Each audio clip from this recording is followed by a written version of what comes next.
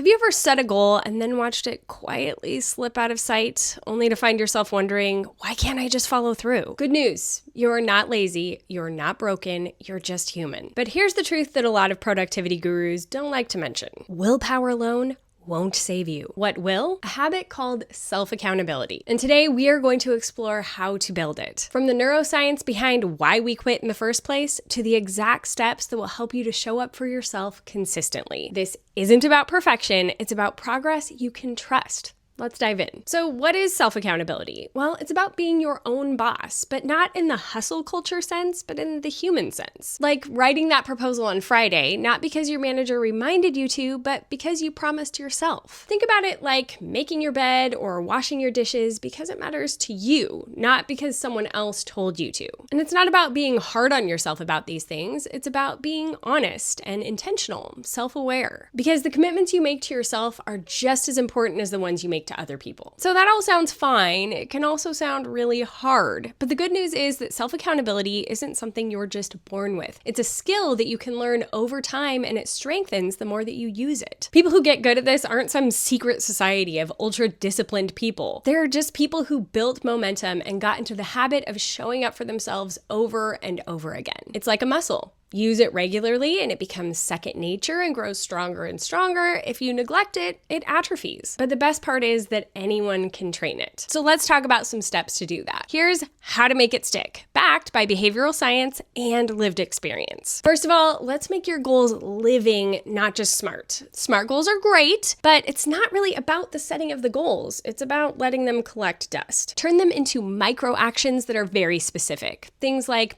if it's Tuesday at 8 a.m., I will write for 45 minutes before I check email. That's real, that's active and doable. It gives you a very clear path to walk down to achieve that success. Next up, track your progress. What gets measured gets done. Tracking your progress makes you significantly more likely to actually get the thing done, especially if you write it down or you share it. So choose a system that is going to work for you. A to-do list, a journal, a habit tracker, something gamified on your phone, whatever it is that is going to make the thing stick and for you to be able to see visible progress on your goals. And then that whole making it shareable piece, that's really important too. And that brings us to number 3, which is make it social. Self-accountability doesn't have to mean that you do it all alone. Harvard research shows that people who check in with other people about their goals are 95% more likely to succeed. That's why body doubling, co-working, and peer accountability work so well, because we are wired to follow through when we check in with others. And side note, this is what we do at Flown. We have got it all on lock. So if you want to access these kinds of tools, we've got the body doubling through virtual co-working that you can do from anywhere in the world. We even have accountability groups if you want to have more of that stepped up check-in where you have coaching and the ability to have people check in with you weekly on how you're doing on your goals. We've got it all. So come over to flown.com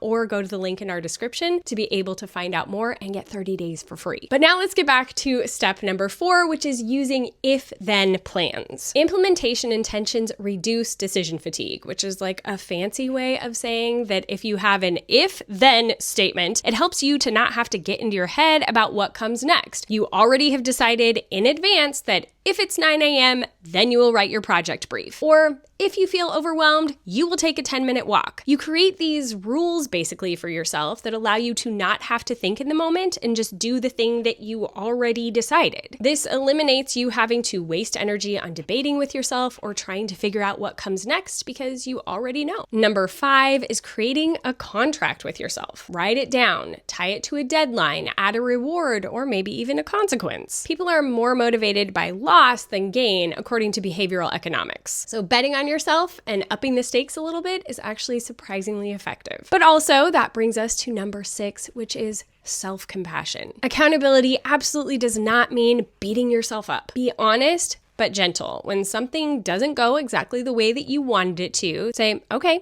this thing didn't work, but now what? Self-compassion helps you to be able to bounce back faster. It's the difference between shame and growth. So give yourself that leeway and then just figure out the next step that you need to take. And then step number 7 is to shape your environment to allow self-accountability to be easier. Set yourself up for success. Remove distractions that might be vying for your attention. Add things that make your life easier. Like if you want to work out in the mornings, then lay out your gear the night before so it's right there. You don't have that extra step of having to figure that out or find those things when you want to move into action. Your environment should support your goals, not sabotage them. So remove things from your desk that aren't going to be the best for your focus. Add things that make work more enjoyable, like a candle or a blanket or a playlist. Make your environment work for you. And finally, don't overcommit yourself. Overwhelm is the enemy of follow-through. Work to make things simpler and easier for yourself, making steps smaller so they're more achievable, you get more of that dopamine, and you're able to build that momentum that will help you to be more and more successful. But here are some real talk reminders about self-accountability that are important to remember. It lives in action, not in identity. You're only accountable in the moment that you actually show up. Consistency gets easier the less you negotiate with yourself. Discomfort is part of the game. You grow more by showing up even when it's hard. If you blame your environment or your circumstances, you actually hand away your power. Compassion isn't a luxury, it's essential. And no, you can't catch up on accountability. Today matters more than tomorrow. So remember, self-accountability is built, not wished for. It's shaped in small moments when you choose action over avoidance, clarity over chaos, progress over perfection. The more you follow through, the more trust you build with yourself. And that trust,